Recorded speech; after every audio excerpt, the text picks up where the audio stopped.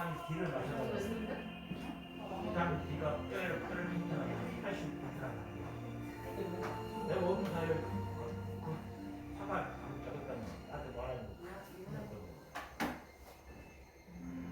그러니까 아까 말 했는데 저것도 보고도 다시 때려줘. 가만히 있는데 갖다 파고도 적폐 무릎을 안 다쳤어? 그날 정도라 얼마나 때려가지고 이게 15짜리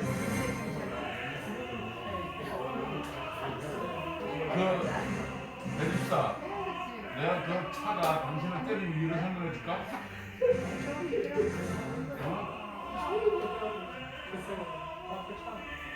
내가 있지 느낀 게 하나님께서 군생활의 그 열정과 그런 것을 다 이제 버리고 안전하게 이제 군대생활을 끝났으니 사회생활 해라고 그렇게 줬으니까 차분하게 하라고.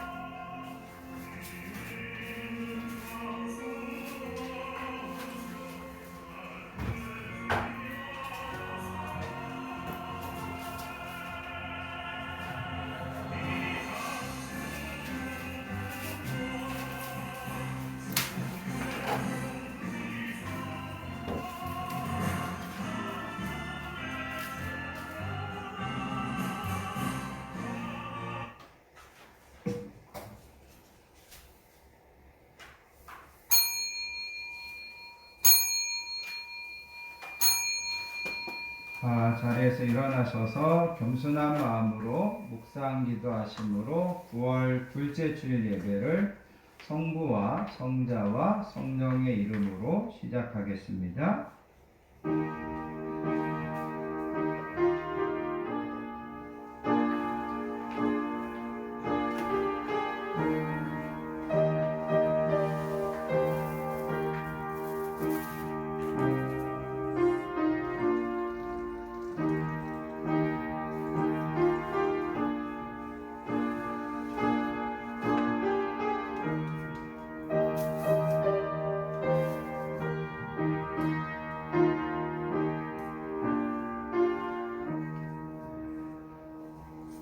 내가 산을 향하여 눈을 들리라. 나의 도움이 어디서 올까? 나의 도움은 천지를 지으신 여호와에게서로다. 여호와는 너를 지키시는 이시라. 여호와께서 내 오른쪽에서 내 그늘이 되시나니 낮에 해가 너를 상하게 하지 아니하며 밤의 달도 너를 해치지 아니하리로다. 여호와께서 너의 출입을 지금부터 영원까지 지키시리로다. 아멘.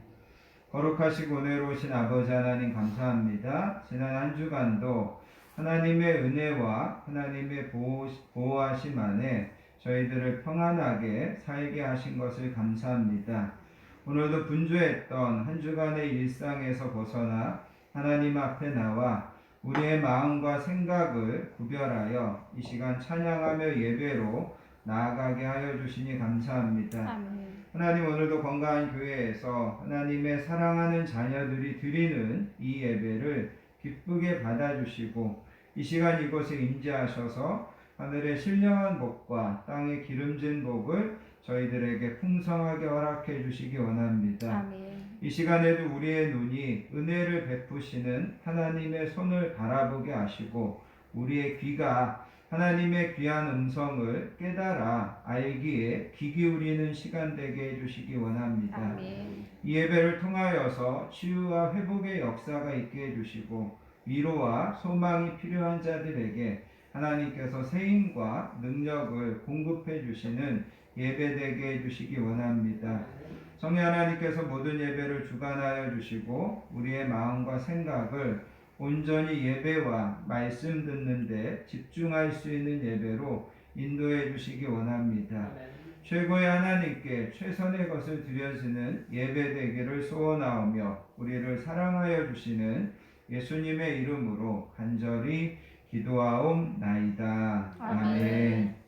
자리에 앉으셔서 찬송가 10장 권능왕 오셔서 함께 찬양하겠습니다.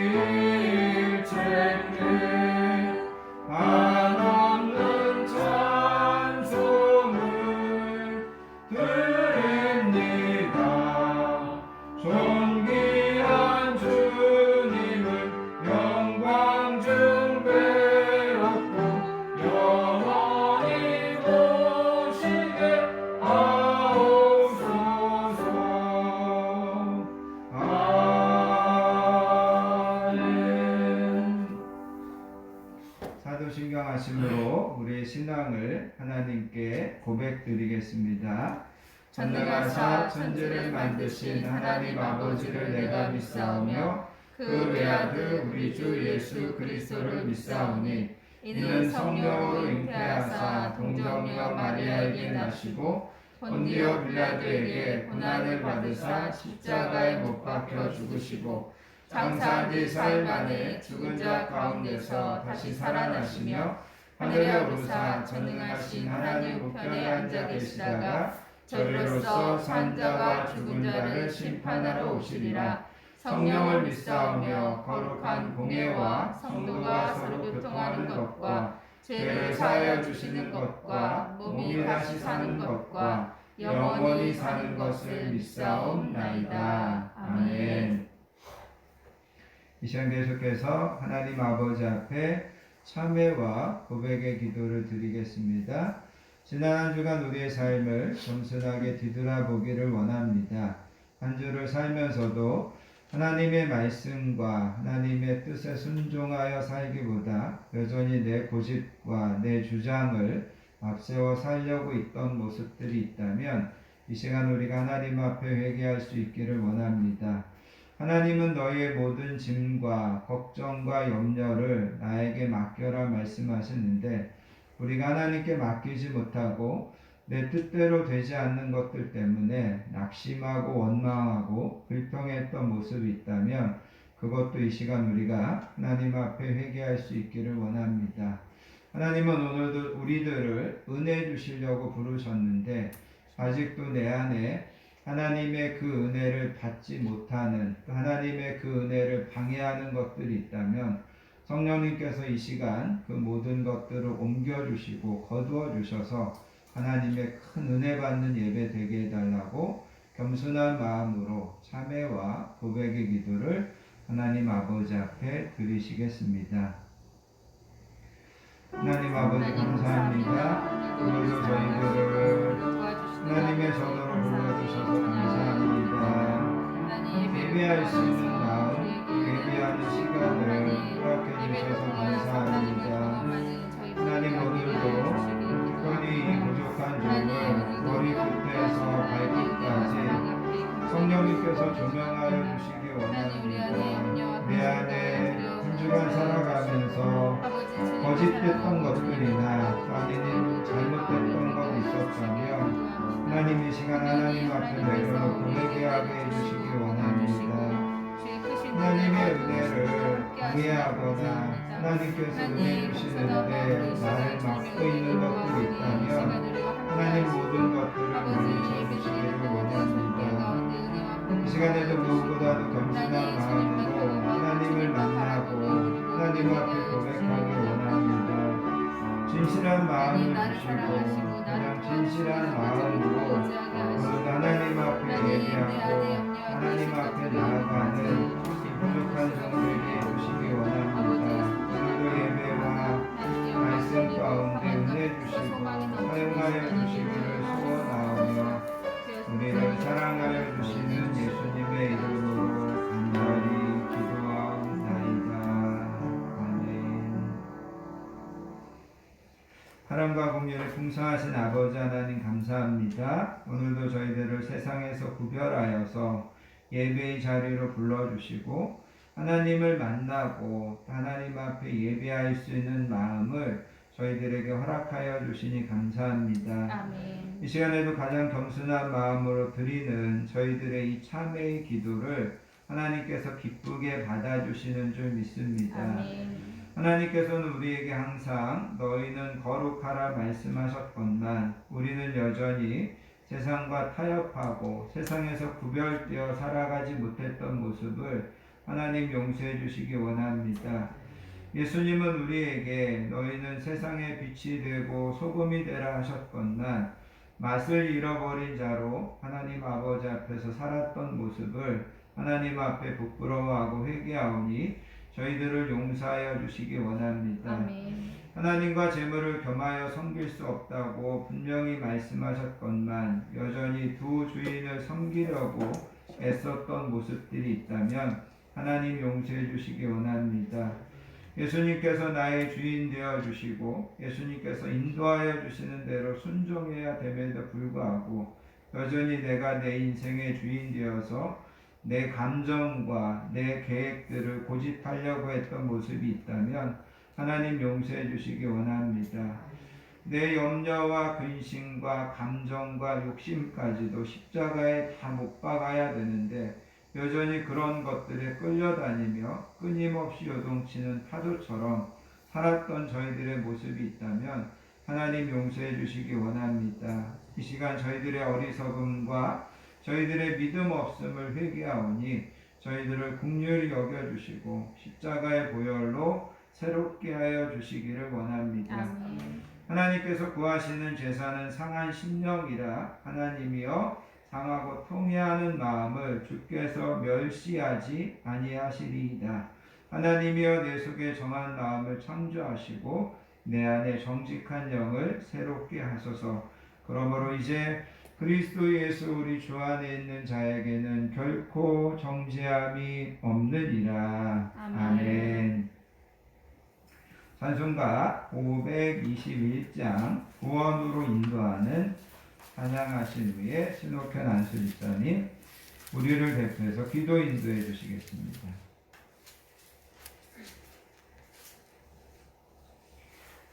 찬송가 521장입니다.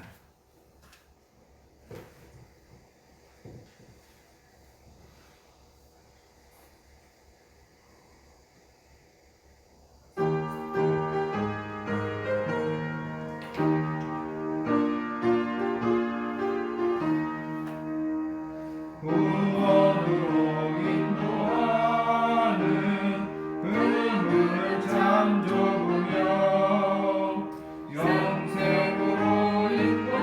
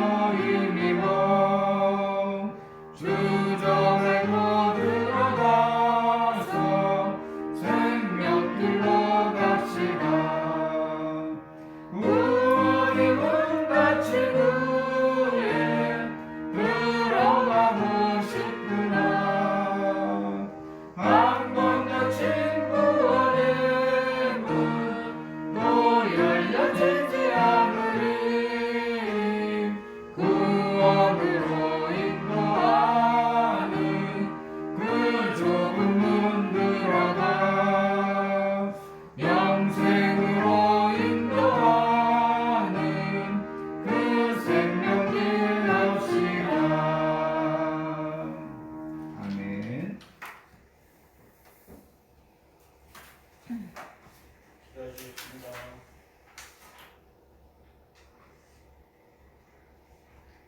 할렐루야. 우리 마음을 창조하시고 운영하신 하나님 아버지, 무더운 여름도 시간 속에서 지나고 호흡백과 물을 입은 결실의 계절을 맞아 그동안 지쳐있는 몸과 마음을 이루어주시고 새로운 활기를 얻을 수 있도록 저희 발걸음을 주님 전으로 인도하여 주셔서 감사와 찬양과 영광을 드립니다. 아멘. 능력의 아버지 하나님, 아직도 계속되는 코로나19 속에서 살아가는 우리가 지혜롭게 살아가길 원합니다. 아버지. 인간의 교만과 자만이 만들어낸 위기 앞에서 우리는 회개합니다. 용서하여 주시옵소서. 아멘. 주여 광명의 빛을 비추사 어두운 터널이 지나도록 도와주시고 좋은 백신도 허락하여 주시옵소서. 아멘. 도와주시옵소서. 아멘. 나머지는 의료진들도 이루하여 주시옵소서. 아멘. 이 예배 자리에 복 주시길 원하신 아버지 하나님, 저희들의 기도 제목을 일일이 열람하여 주시고 상처로 어루만져 주시고 저희들의 욕구도 채워주시며 나음이 있고 회복이 있고 성장이 있도록 현재 어려움도 채워주시옵소서. 아멘. 죄악해진 우리 몸과 영혼의 회복되게 하시며 성령님의 충만함으로 역사하여 주시옵소서. 아멘. 주를 향한 사랑과 헌신이 이루어지도록 성령님께서 붙들어 주시옵소서. 아멘. 하나님을 인정하는 것이 물 바다를 넘침같이 이 땅에 가득하게 채워주시옵소서. 아멘. 성령도 주시옵소서. 소망의 주님, 우리 건강한 교회를 지금까지 지켜주시고 하나님 은혜와 축복 속에서 공하게 하시니 감사를 드립니다. 아멘. 사랑의 신문 성령으로 붙들어 주시옵소서. 아버지. 사랑의 주님, 당신의 아들 성령과 죄를 충만하게 하시고 시간마다 때때로 각별의 영광을 주시옵소서. 아멘. 하나님의 말씀과 기도를 영혼을 살리는 종으로 붙들어 주시옵소서. 아멘. 미래의 주인공인 주일학교 학생들, 청년들 미래에 미안하지 않도록 간섭하여 주시고 어려운 한국도 잘 극복할 수 있도록 도와주시옵소서. 아멘. 좋은 기업에 들어가게 하시니 감사를 드립니다. 군사훈련 받는 장정 초심 잃지 않고 끝까지 승리할 수 있도록 끈기, 인내, 용기, 충영을 주시옵소서. 공격도 주시옵소서. 추석 명절에 코로나 주의하면서 멀리하면서 사랑을 실천하고 모두가 배운 인류가 되도록 축복하여 주시옵소서. 정시간입니다.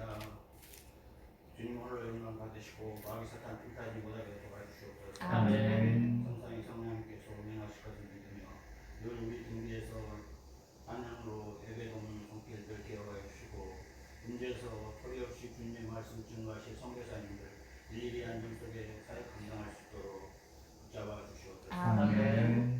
에베네스 하나님을 찬양합니다. 감사드리며 예수님의 이름으로 기도드렸습니다. 아멘.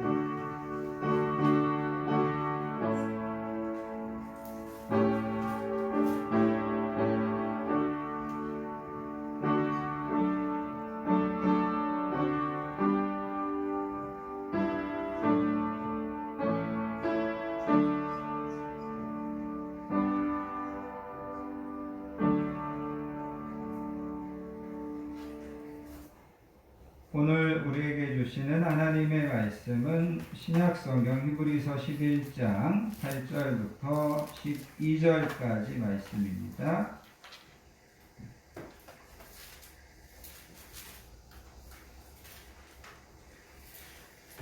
제가 가진 성경으로는 신약성경 365페이지 되겠습니다. 히브리서 11장 8절부터 12절까지 말씀 다 찾으셔서 한 목소리로 주신 말씀을 받들어 읽겠습니다.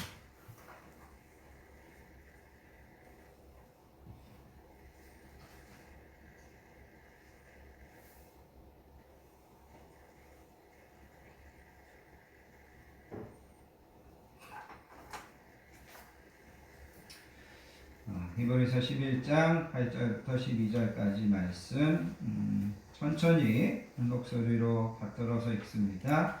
믿음으로 아브라함은 부르심을 받았을 때 순종하여 장래 유업으로 받을 땅에 나아갈 때 갈 바를 알지 못하고 나아갔으며 믿음으로 그가 이방의 땅에 있는 것 같이 약속의 땅에 거류하여 동일한 약속을 유업으로 함께 받은 이삭 및 야곱과 더불어 장막에 거하였으니 이는 그가 하나님이 계획하시고 지으실 터가 있는 성을 바랐음이라. 믿음으로 사라 자신도 나이가 많아 간산하였으나 잉태할 수 있는 힘을 얻었으니 이는 약속하신 이를 믿고 신 줄 알았음이라. 이러므로 죽은 자와 같은 한 사람으로 말미암아 하늘의 허다한 별과 또 해변의 무수한 모래와 같이 많은 후손이 생육하였느니라. 아멘. 특별히 여러분 그 8절에 가서 보시면 아브라함이 유업으로 받을 땅에 나아갈 때 갈 바를 알지 못하고 나아갔다. 갈 바를 알지 못하고 나아갔다. 그런데 결과적으로 하나님께서 여러분 12절에 가서 보시면 그 아브라함에게 하늘의 허다한 별과 해변의 우수한 모래와 같은 그런 복을 하나님께서 아브라함에게 허락해 주셨다. 그래서 특별히 8절에 있는 갈 바를 알지 못하고 나아갔다. 이 말씀들을 좀 강조하면서 오늘 말씀을 좀 함께 들었으면 좋겠습니다. 여러분 오늘 우리가 읽은 이 히브리서 11장은 믿음의 장이라고 하는 특별한 제목이 붙어져 있는 그런 유명한 말씀이고 많은 성도들에게 사랑받는 말씀입니다. 특별히 여기에 보면 구약 성경에서 신앙생활했던 믿음의 선배들의 이야기를 쭉 들려주고 있습니다. 그래서 아브라함이라든가 사라라든가 모세라든가 이런 사람들의 이야기를 들려준다라는 거죠. 그런데 이런 사람들의 이야기를 우리에게 들려주는 이유가 뭘까? 우리가 이제 이런 질문을 던져볼 수 있습니다. 여러 가지 이제 이유가 있겠지만 가장 중요한 것은 그 옛날 그 사람들의 이야기가 오늘 나와 여러분들의 신앙생활에 도움이 되기 때문이라는 겁니다. 그래서 여러분 히브리서 4장 12절에 가서 보시면 하나님의 말씀은 살아있고 활력이 있어 이렇게 이야기하고 있습니다. 하나님의 말씀이 살아있다는 것은 하나님의 말씀은 오늘 나와 여러분들에게 실질적으로 도움이 되고 실질적으로 우리에게 필요한 말씀이다. 성경은 그렇게 이야기하고 있습니다. 그래서 여러분 우리가 성경을 읽고 성경을 대할 때마다 이 이야기가 단순히 옛날 우리 믿음의 선배들의 이야기가 아니라 이 이야기가 오늘 나에게 실제적인 도움, 실제적인 우리에게 지혜를 주는 말씀이다. 우리가 이렇게 이 말씀을 대할 수 있어야 된다는 겁니다. 오늘 우리가 읽은 이 본문에 보면 믿음의 조상이라고 하는 아브라함과 사가를 소개하는데 8절에 가서 보시면 아브라함이 맨 처음에 하나님께 고향과 친척과 아버지의 집을 떠나라 명령을 받았을 때 갈 바를 알지 못하고 나아갔다 이렇게 이야기하고 있습니다. 그래서 여러분 이 갈 바를 알지 못하고 나아갔다 이 말씀을 좀 우리가 좀 자세히 살펴보면서 은혜를 나누기 원합니다. 원어적으로 보면 이 갈 바를 알지 못하고 나아갔다라는 말이 뭐냐면 아브라함이 어디로 가야 할지를 모르면서도 아브라함은 순종했다라는 겁니다. 어디로 가야 할지 모르면서도 아브라함은 순종했다. 창세기 12장에 가서 보면 하나님께서 아브라함에게 나타나십니다. 아브라함이 갈대아 우르라고 하는 지역에서 살고 있었는데 하나님께서 아브라함에 나타나셔서 아브라함을 부르십니다. 그러면서 하나님께서 뭐라고 말씀하시냐면 친척과 아버지의 집을 떠나서 내가 내게 보여줄 땅으로 가라 그렇게 이야기합니다. 그러면서 하나님은 아브라함에게 구체적으로 어디로 가야 된다 이렇게 알려주시지는 않았다라는 거죠. 이때가 아브라함의 나이가 70세였습니다. 그러면 사실 젊었을 때는 뭔가에 도전해보고 또 뭔가를 위해서 떠나고 이런 것들이 가능하지만 이제 70세가 되면 그동안 살던 터전이나 친척들이나 이런 것들을 옮긴다고 하는 것이 쉬운 것이 아닙니다. 그래서 여러분, 우리 주변에서도 보면 나이가 들면, 또 특별히 이제 해외에 나갔던 사람들도 나이가 들면 어떻게든지 고국으로 돌아오려고 하는 것이 사람들의 일반적인 모습이라는 거죠. 그런데 아브라함은 다른 사람들은 떠났다가도 자기 고향으로, 자기 고향 조국으로 돌아와야 되는 그 시점에, 그때에 하나님께서 아브라함에게 나타나셔서 너는 떠나라, 이렇게 말씀하셨다라는 겁니다. 그러면서 하나님은 아브라함에게 구체적으로 어디로 가야 되고 어떻게 가야 되는지를 말씀하시지 않았다라는 거죠. 그런데도 아브라함은 순종했습니다.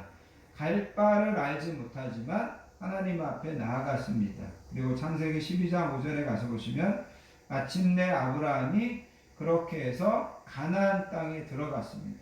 그리고 가나안 땅에 들어가자 그때 하나님께서 다시 아브라함에게 나타나셔서 아브라함아, 이 땅을 내가 내 후손에게 주겠다, 그렇게 이야기하더라는 거죠. 이것이 이제 오늘 우리가 읽은 이 본문에서 갈 바를 알지 못했다고 하는 그런 내용입니다. 자, 아브라함은 갈 바를 알지 못하고 갔습니다. 하나님은 처음부터 가나안까지 가라, 또 아니면 너가 가나안에 가면 내가 그 땅을 내 후손에게 주겠다 말씀하시지 않았다라는 거죠. 아브라함은 일단 그 땅에 도착했고, 도착한 다음에서야 비로소 하나님께서 이곳이다, 내가 이 땅을 내 후손에게 주겠다, 하나님께서 말씀하셨다라는 거죠. 그러므로 우리는 이 본문의 말씀을 통하여서 아브라함이 갈 바를 알지 못하면서 어떻게 믿음으로 나아갈 수 있었는지를 함께 생각해 보자라는 겁니다. 여러분, 우리가 인생을 살다 보면 또 신앙생활을 하면서도 어떤 때는 갈 바를 알지 못할 때가 많습니다. 어디로 가야 할지 모를 때가 많습니다. 하나님이 좀 더 구체적으로 우리에게 길을 보여주시고 음성을 들려주시고 그러면 좋겠는데 하나님은 침묵하십니다. 그래서 우리도 답답하고 힘들어할 때가 많습니다. 작년부터 코로나 팬데믹으로 인해서 많은 교회와 목회자들과 성도님들이 어쩌면 갈 바를 알지 못하고 있습니다. 어떤 교회와 어떤 목사님들은 현장 예배를 사수하는 길로 가야 된다, 그렇게 주장하는 분들도 있고, 어떤 분들은 교회가 정부의 방역 지침을 잘 따라주는 길로 가야 된다, 이렇게 이야기하는 사람들도 있습니다. 많은 목회자들이 지금의 이 상황에서 어떤 목회를 해야 되나 갈 바를 알지 못하고 힘들어하고 있습니다. 성도들도 마찬가지입니다. 경제적인 어려움, 또 이런 저런 것들 때문에 갈 바를 알지 못하고 어떻게 보면 힘들어할 때가 있다라는 거죠. 그럴 때 여러분, 오늘 우리가 읽은 이 본문에서 아브라함은 그런 갈 바를 알지 못할 때 어떤 선택을 했나, 어떤 길로 갔나, 우리가 그것을 좀 생각해 보기 원한다라는 거죠. 자, 여러분, 이제 우리가 먼저 이런 생각을 좀 해보기 원합니다. 아브라함이 갈 바를 알지 못했지만 여러분이 아시는 것처럼 아브라함의 인생은 뭐라고 결론 지어졌냐면 아브라함은 복의 근원이다. 그 다음에 아브라함은 하나님 아버지 앞에 그 하나님의 친구로서, 또 때로는 오늘 우리가 읽은 22절에 있는 말씀처럼 하나님이 그에게 하늘의 별과 같이 바다의 모래와 같은 많은 자손을 주었다. 이렇게 이제 아브라함의 인생은 결론 지어지는 것을 보게 된다라는 겁니다. 무슨 말씀을 드리고 싶으냐면 아브라함은 갈 바를 알지 못하는 상황에서 그의 인생이 궁극적으로 도착한 것은 그가 믿음의 근원이다, 그가 믿음의 조상이다, 복의 근원이다, 이런 좋은 결론에 이르렀다라는 겁니다. 그래서 여러분, 우리가 이 본문의 말씀을 들으면서 나와 여러분들이 가지기 원하는 소원이 있다면, 하나님, 때로는 우리가 인생을 살면서 갈 바를 알지 못할 때에도, 갈 바를 알지 못해서 답답하고 갈 바를 알지 못해서 힘들 때에도 우리도 언젠가 다 지나고 나서 보면 아브라함처럼 많은 사람들 앞에서 저 사람은 복의 사람이었다. 저 사람은 믿음의 사람이었다라고 우리의 인생이 그렇게 규정될 수 있는 그런 은혜와 그런 복이 저와 여러분들에게 있을 수 있기를 바랍니다. 그래서 여러분, 아브라함이 갈 바를 알지 못하고 아브라함도 있었는데 그럼에도 불구하고 그의 인생 마지막은 아브라함은 복의 근원이었다. 아브라함은 믿음의 조상이었다. 그것이 아브라함의 인생의 총체적인 결론이고 평가였던 것처럼 나와 여러분들이 때로는 갈 바를 알지 못해서 우리가 힘들어하고 또 때로는 갈 바를 알지 못해서 어떤 선택을 해야 될지 모르지만 나중에 다 지나고 나서 나와 여러분들도 우리 인생이 믿음의 인생이었고 승리의 인생이었고 하나님께서 복 주신 인생이었다. 이렇게 우리 인생이 총체적으로 결론 맺어지는, 총체적으로 그렇게 평가되는 그런 인생이 되시기를 예수님의 이름으로 축복합니다. 아멘. 자, 오늘 말씀을 통하여서 아브라함이 갈 바를 알지 못하고 갈 때 우리가 몇 가지를 좀 주목해 보기 원하는데, 첫 번째 여러분 8절에 다시 보시면 이렇게 이야기합니다. 8절에 보시면 믿음으로 아브라함은 부르심을 받았을 때, 여기에서 중요한 것은 아브라함이 부르심을 받았다라는 겁니다. 그죠? 다른 말로 이야기하면 아브라함의 일생에 있어서 가장 중요하고 가장 먼저 일어난 것은 하나님께서 아브라함을 뭐 하셨다는 거죠? 부르셨다라는 거죠. 그러면 하나님이 아브라함을 부르실 때 아브라함은 뭐 하고 있었나? 우리가 이거를 좀 생각해 보기 원합니다. 여러분, 여호수아서 24장에 보면 여호수아가 아브라함에 대해서 이런 이야기를 합니다. 옛적에 너희 조상들 곧 아브라함의 아비 나홀의 아비 데라가 강 저편에 거하여 다른 신들을 섬겼으나, 그렇게 이야기합니다. 그러니까 여러분, 아브라함의 아버지 데라가 강 저편에서 다른 신들을 섬기고 있었다. 그렇게 이야기합니다. 다른 신을 섬기고 있었다는 것은 다른 말로 이야기하면 우상 숭배하고 있었다는 거죠. 그러니까 여러분, 아브라함도 그가 70세까지는 그때까지도 이제 아버지가 살아 계셨으니까 70세까지는 아버지를 따라서 이교도의 가정에서 우상을 숭배하고 그렇게 살고 있었다라는 거예요. 그래서 여러분, 아브라함이 처음부터 믿음 생활을 하고 하나님 앞에 예배하고 그러지 않았어요. 하나님이 부르시기 전까지 아브라함은 아버지 데라하고 같이 우상 숭배하고 그렇게 살고 있었다라는 거죠. 또한 여러분, 사도행전 7장에 가서 보면 스데반이 아브라함에 대해서 뭐라고 이야기하냐면 이렇게 이야기합니다.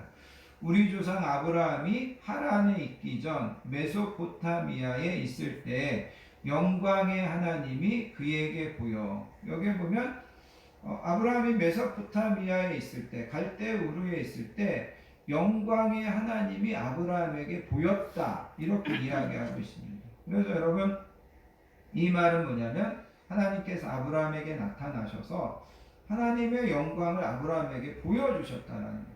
물론 성경에는 다른 내용이 없어요. 구체적으로 하나님이 아브라함에게 나타나셔서 어떤 영광을 보여주셨는지는 기록되어 있지 않아요. 중요한 것은 뭐냐면 아브라함이 당시 다른 사람들과 똑같이 우상 숭배하고 죄 가운데 살고 하나님에 대해서 알지도 못하고 하나님 앞에 관심도 없을 때 하나님께서 아브라함에게 나타나셔서 아브라함에게 하나님의 영광을 보여주셨다라는 거죠.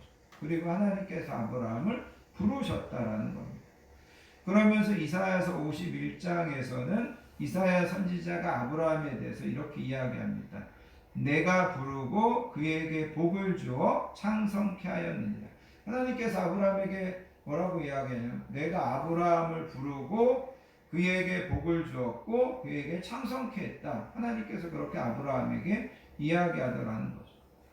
왜 하나님이 아브라함만 부르셨는가? 여러분, 아브라함에게는 두 명의 형제들이 있었습니다.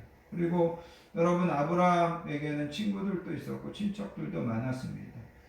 그런데 왜 하나님이 아브라함만 불렀나? 우리는 솔직하게 모릅니다. 그런데 성경에 보면 하나님은 이삭은 부르시고 이스마엘은 부르시지 않습니다. 하나님은 야곱은 사랑하시고 에서는 미워하셨습니다. 아벨의 제사는 연락하시고 가인의 제사는 하나님이 받지 않으셨습니다. 그리고 하나님께서 이 모든 것에 대해서 뭐라고 말씀하셨냐면 하나님께서는 하시고 하시는 자를 긍휼히 여기시고 하나님은 은혜 베풀고자 하는 자에게 은혜를 베푸신다. 그렇게 이야기하더라는 거죠. 그러니까 여러분, 하나님이 왜 아브라함을 부르시고 하나님이 왜 아브라함에게 복을 주시고 하나님이 왜 아브라함을 창대케 하셨냐? 그거는 모릅니다. 근데 성경을 통해서 미루어 짐작하는 것은 하나님이 아브라함은 그렇게 해주고 싶으셨다는 거예요. 이게 하나님의 부르심이라는 거죠. 그래서 여러분, 나와 여러분들이 갈 바를 알지 못할 때 가장 먼저 우리가 점검하고 생각해 보아야 되는 것은 뭐냐면 나도 하나님이 부르신 자라는 거죠. 여러분들과 나도 하나님이 부르신 자. 하나님이 그 옛날 아브라함을 불렀듯이 나와 여러분들을 부른 자라는 거죠. 여러분들을 부르지 않았다면 여러분들은 오늘 이렇게 하나님 앞에 나와 예배 드리는 것을 사모하지도 않았고 하나님의 말씀 듣고 하나님의 말씀대로 살려고 하지도 않았고 예수님이 나의 죄를 위하여 피 흘려 죽으신 것을 믿지도 않았을 것입니다. 이런 모든 것들을 통해서 볼 수 있을 때 우리가 분명히 기억해야 되는 것은 하나님이 나와 여러분들도 분명히 뭐 하셨다고요? 부르셨다는 거죠. 아멘. 그리고 여러분, 하나님이 나와 여러분들을 부르셨다는 것은 하나님께서 아브라함에게 말씀하셨어요. 나는 은혜 주고 싶은 자에게 은혜 주고 나는 긍휼히 여기고 싶은 자를 긍휼히 여긴다. 나는 복주기 원하는 자를 복주고 나는 창대케 하기 원하는 자를 창대케 한다. 하나님이 그렇게 아브라함에게 말씀하셨다라는 거죠. 그리고 그 말씀은 나와 여러분들에게도 그대로 해당된다는 겁니다. 하나님이 우리를 부르셨어요. 세상 사람들이 볼 때는 왜 하나님께서 저 사람을 부르셨어? 하나님은 왜 저 사람에게 저런 복을 주시는 거야? 이렇게 이야기할 수 있을지 모르겠어요. 근데 여러분, 바울은 고린도전서에서 뭐라고 이야기하냐면 이렇게 이야기합니다. 형제들아, 너희를 부르심을 보라. 육체를 따라 지혜 있는 자가 많지 아니하며 능한 자가 많지 아니하며 문별 좋은 자가 많지 아니하도다. 그러나 하나님께서 세상에 미련한 것들을 택하사 지혜 있는 자들을 부끄럽게 하고 세상에 약한 것들을 택하사 강한 것들을 부끄럽게 하시며 하나님께서 세상에 천한 것들과 멸시받는 것들과 없는 것들을 택하사 있는 것들을 폐하려 하시나니. 그러면서 여러분, 하나님이 나와 여러분들을 부르셨는데 죄송하지만 우리가 잘나서 불렀다기보다는 우리 별로 잘난 것 없는데 하나님께서 우리를 부르셔서 우리보다 더 잘난 사람들을 부끄럽게 하려고 우리를 부르셨다. 그렇게 이야기하고 있어요. 중요한 것은 뭐냐면 여러분들이 갈 바를 알지 못할 때 하나님 내가 여기서 어떻게 가야 돼요? 그럴 때 여러분들이 먼저 기억해야 되는 것은 그럼에도 불구하고 나는 하나님께서 뭐 하신 자라고요? 부르신 자다. 하나님이 부르셔서 야, 내가 너를 복주기 원해서 너는 복줄 거야. 내가 너를 긍휼히 여기기 원해서 너는 긍휼히 여길 거야. 하나님은 우리에게 그렇게 하나님이 우리를 부르셨다라는 것은 그런 의미라는 겁니다. 그래서 여러분, 우리가 먼저 기억해야 되는 것은 하나님이 우리를 부르셨다. 나는 하나님이 부르신 자다. 그것을 여러분 분명히 기억하시기를 바랍니다. 또 한 가지 여러분, 오늘 이 본문의 말씀을 통하여서 아브라함을 통하여서 우리가 배우기 원하는 것은 뭐냐면 하나님이 아브라함을 부르셨고 하나님께서 아브라함에게 내가 보여줄 땅으로 가라 그렇게 이야기할 때 아브라함이 믿음으로 나아갔다라는 거죠. 그래서 여러분, 아브라함에 대해서 이런 표현이 있습니다. 뭐냐면 아브라함은 어디로 가는지는 몰랐지만 누구와 가는지는 알고 있었다. 이게 아브라함이었다. 그러니까 여러분, 아브라함은 갈 바를 알지 못했어요. 어디로 가야 할지 몰랐어요. 그런데 아브라함이 아는 게 하나 있었어요. 그건 뭐냐면 하나님이 나와 함께 가주시는구나. 이거는 알았다라는 거. 그래서 여러분, 나와 여러분들에게 가장 중요한 것도 뭐냐면 하나님이 나와 함께 가주시면 되는구나. 내가 이쪽을 가든지 오른쪽을 가든지 내가 왼쪽을 가든지 그게 중요한 게 아니라 내가 오른쪽으로 가도 하나님과 함께 가면 그것이 복된 길이고 그것이 하나님께서 인정하시는 길이고 그것이 성공의 길이고 하나님이 함께 가시는 것이 중요한구나. 이거를 아브라함은 알고 있었다라는 겁니다. 여러분 구약의 이스라엘 백성들에게 보면 크게 두 가지 어떤 삶의 그 환경이 있었습니다. 한 가지는 뭐냐면 광야에서의 생활이 있었고 한 가지는 뭐냐면 가나안 땅에 들어가서 사는 것이 있었습니다. 환경적으로 생각한다면 가나안 땅에 들어가서 사는 게 훨씬 좋습니다. 왜냐하면 거기는 젖과 꿀이 흐르는 땅이고 또 거기는 어떻게 보면 집을 짓고 안정되게 생활할 수 있는 곳입니다. 반면에 광야는 매일매일 텐트를 치고 이동해야 됩니다. 그리고 여러분 농사를 지을 수도 있는 것도 아니고 물을 얻을 수도 있는 것이 아닙니다. 인간적으로 생각한다면 가나안 땅이 훨씬 삶의 환경이 좋은 곳이라는 거죠. 그런데 재밌는 것은 광야에 하나의 특징이 있는데 그것은 뭐냐면 광야는 하나님께서 날마다 이스라엘 백성들과 함께 해주시는 곳이었다라는 거죠. 아멘. 이 광야가 불편합니다. 이 광야가 어떻게 보면 되게 척박합니다. 그런데 이 광야의 특징은 뭐냐면 하나님이 매일매일 함께 해주시는 거예요.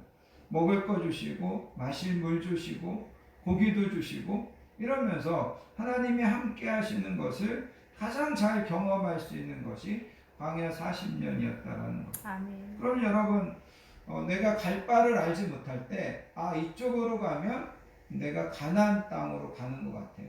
거기 가면 그래도 풍족하고 안정된 생활을 하는데 반대로 이쪽으로 가면 광야인데 문제는 뭐냐면 내가 이 광야로 가면 하나님이 날마다 함께 해주실 수 있구나, 함께 해주시는구나.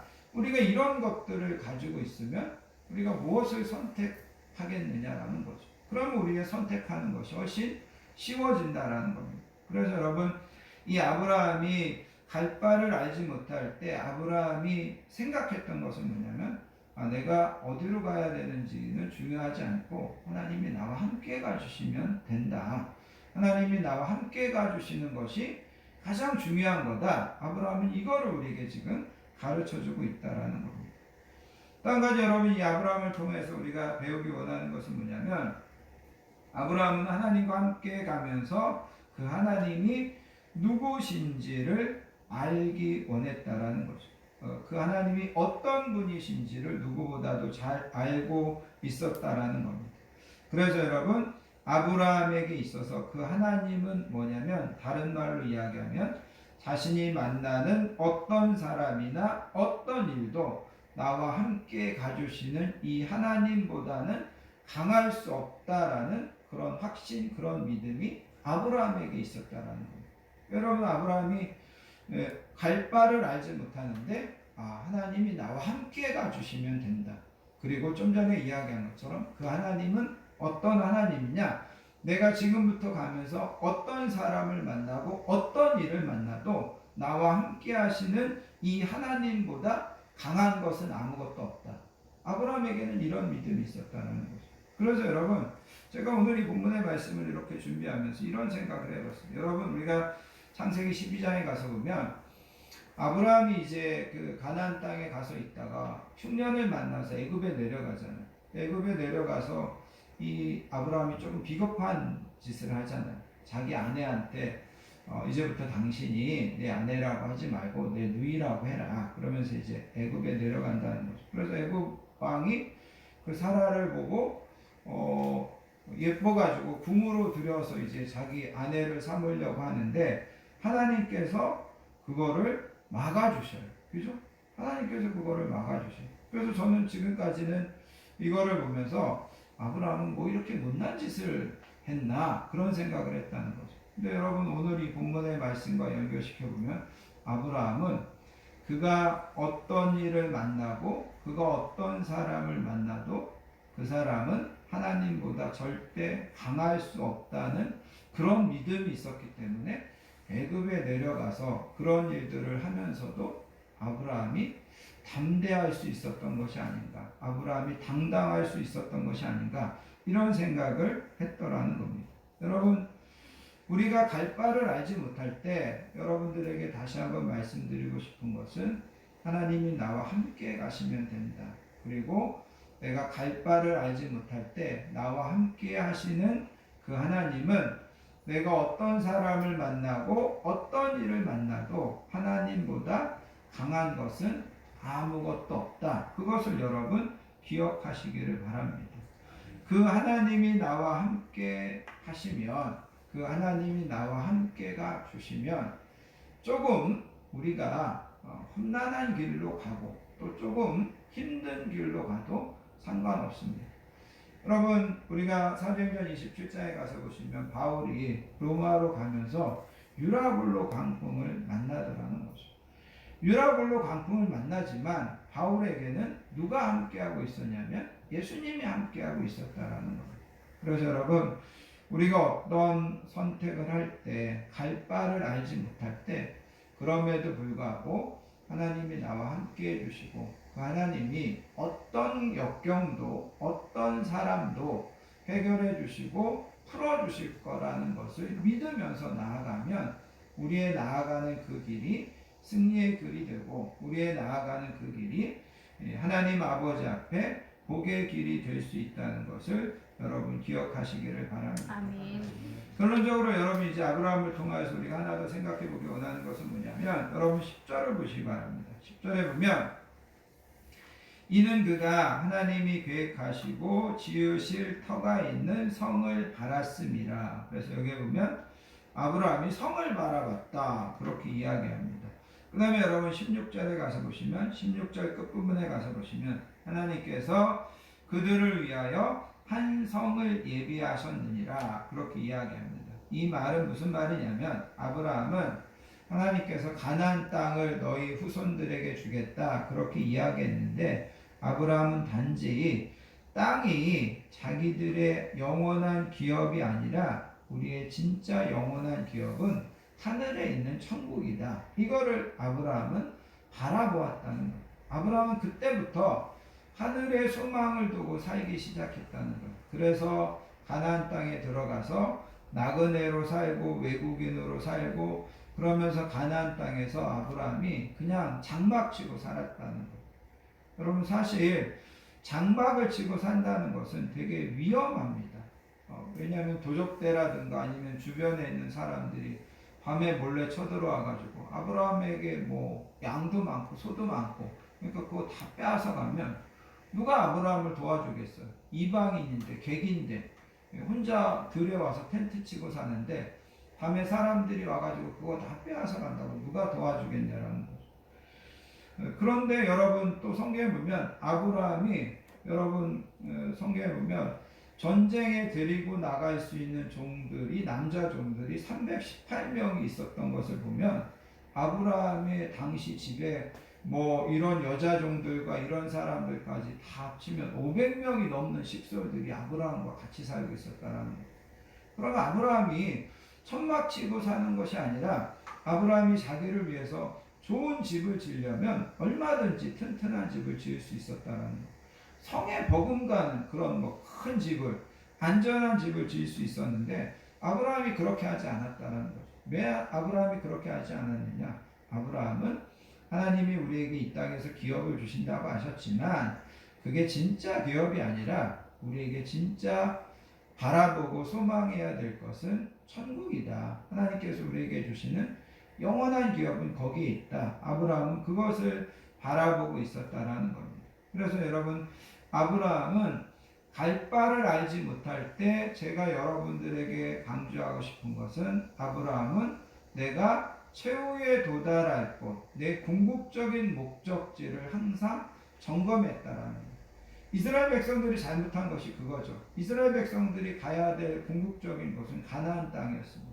그래서 가나안 땅에 가면서 조금 돌아갈 수도 있고 가나안 땅에 가면서 광야에서 조금 고생할 수도 있습니다. 그런데 그때마다 이스라엘 백성들이 그래도 우리가 궁극적으로 가야 될 곳은 가나안 땅이야. 이거를 계속해서 생각했다면 광야에서 조금 힘들어도 그렇게 하나님 앞에서 원망하지 않았을 것입니다.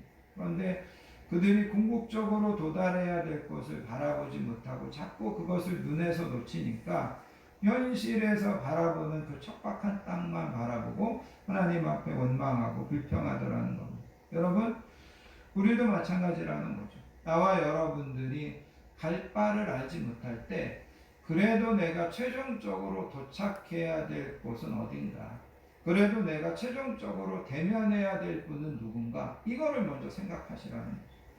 그래도 내가 최종적으로 도착할 곳은 천국이야. 아멘. 그래도 내가 최종적으로 대면해야 될 분은 하나님의 품이야. 이렇게 생각한다면 내가 어떤 길을 가야 될지가 분명해야 된다는 거죠. 믿음의 길을 가야 되지 않겠어요? 하나님 아버지 앞에서 어떤 순종의 길을 가야 되지 않겠어요?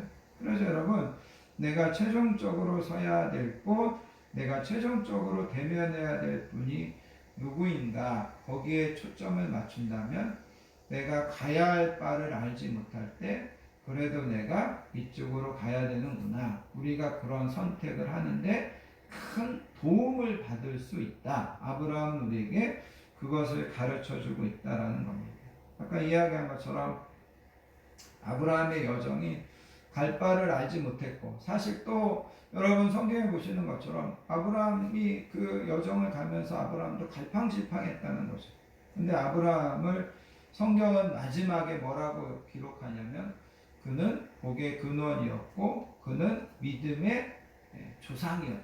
이렇게 이제 아브라함을 규정하는 것처럼 나와 여러분들이 지금은 갈 바를 알지 못하고, 때로는 우리가 믿음 생활하면서 갈팡질팡하고 또 때로는 뭐 흔들리고, 그럼에도 불구하고 우리도 최종적으로 우리 인생이 하나님 앞에서 또 다른 사람들이 우리를 평가할 때 그래도 그분은 끝까지 믿음의 길을 가시더라, 그래도 그분은 끝까지 하나님 앞에 충성하시더라, 그래도 그분은 끝까지 하나님께서 복 주시더라, 이것이 나와 여러분들의 인생에 대한 최종적인 평가, 최종적인 판단으로 하나님 앞에 설 수 있기를 예수님의 이름으로 축복합니다. 아멘. 그런 은혜와 그런 복이 저와 여러분들의 가정과 우리 자녀들에게 함께하기를 주님의 이름으로 간절히 축원합니다. 아멘. 기도하겠습니다.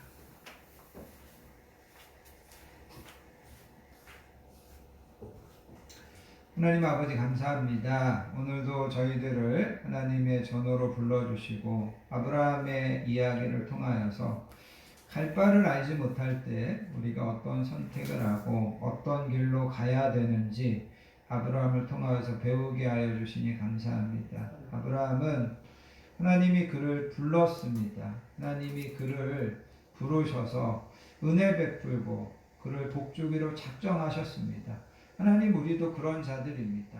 또 아브라함은 하나님이 나와 함께 가주시고 나와 함께 가주시는 그 하나님을 이기고 대적할 수 있는 상황이나 사건이나 사람은 아무것도 없다는 것을 분명하게 알고 있었습니다. 하나님, 우리가 항상 믿음의 길을 선택하고 믿음의 길을 갈 때 하나님이 나와 함께 해주시면 되고, 내가 믿는 하나님이 그 어떤 것보다도 강하시고 능력 있고 권세 있는 분이라는 것을 믿고 우리가 믿음으로 날마다 나아가게 해주시기 원합니다. 우리의 여정을 복주시고 앞서가시면서 길을 열어주시고 사막에 강을 내서라도 우리가 가는 길을 복되게 해주시는 우리 모든 성도님들의 가정, 우리 자녀들의 앞으로의 진로가 되게 해주실 것을 소원하오며 우리를 사랑하여 주시는 예수님의 이름으로 간절히 기도하옵나이다. 아멘. 찬송가 384장 나의 갈 길 다가도록 찬양하시면서 하나님 앞에 준비하신 예물 드리도록 하겠습니다.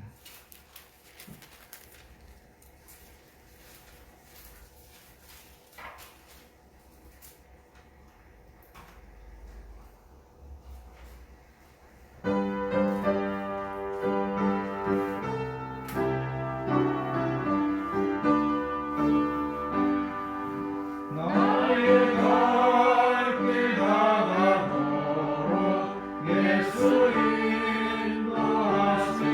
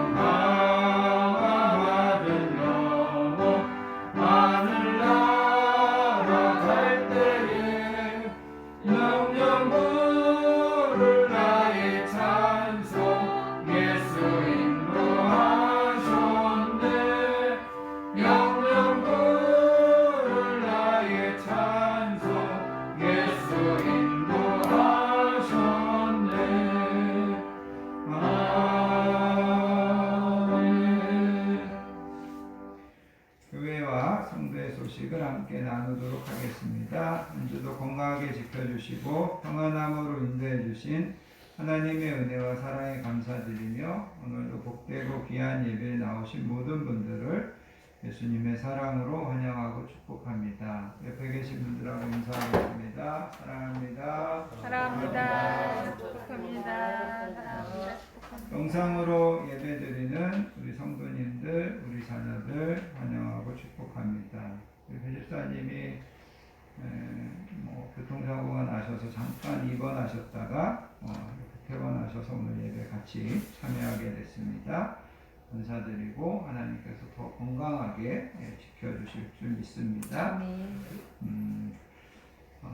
이번에 있는 것처럼 갈 바를 알지 못할 때에도 아브라함처럼 하나님의 동행하심과 그 하나님의 어떤 분이신지를 분명히 알고 끝까지 믿음으로 승리하시고 감당하시는 저와 여러분들 되시기를 바라겠고 이 코로나 팬데믹도 그런 믿음으로 이기시고 또 잘 하나님 아버지 앞에 언젠가는 승리하시는 저와 여러분들 될 줄 믿습니다. 다음 주, 그 다음 주 기도 맡으신 분들 잘 준비해 주시면 감사하겠습니다. 다 자리에서 일어나셔서요. 여러분 주보에 있는 주만 바라볼지라 찬양하시고 드려진 예물을 위하여 축복 기도하는 축도로서 모든 예배를 마치겠습니다.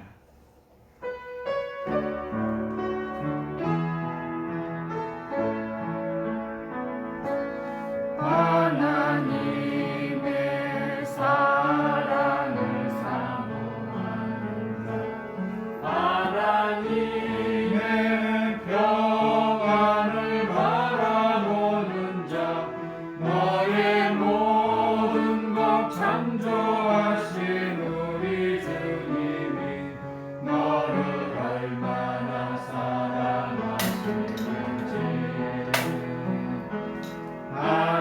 하나님께 찬양과 경배하는 자, 하나님의 선하심을 닮아가는 자, 너의 모든 것 창조하신 우리 주님이 너를 자녀 삼으셨네.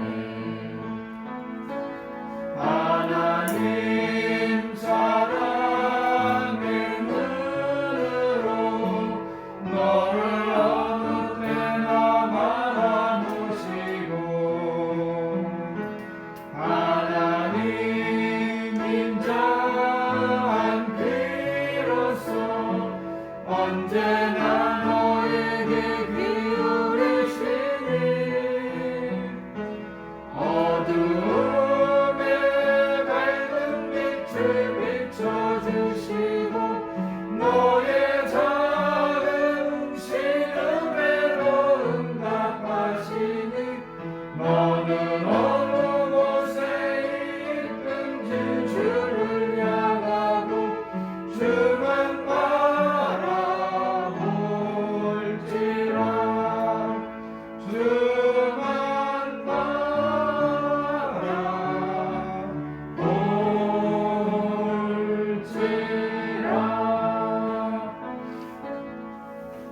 하나님 아버지 감사합니다. 오늘도 하나님 앞에 나와 우리의 마음과 시간을 구별하여 드리고 하나님 우리에게 허락하여 주신 귀한 물질의 복을 우리가 구별하여 우리의 기도 제목과 사랑과 헌신과 정성을 담아 하나님 앞에 올려드립니다.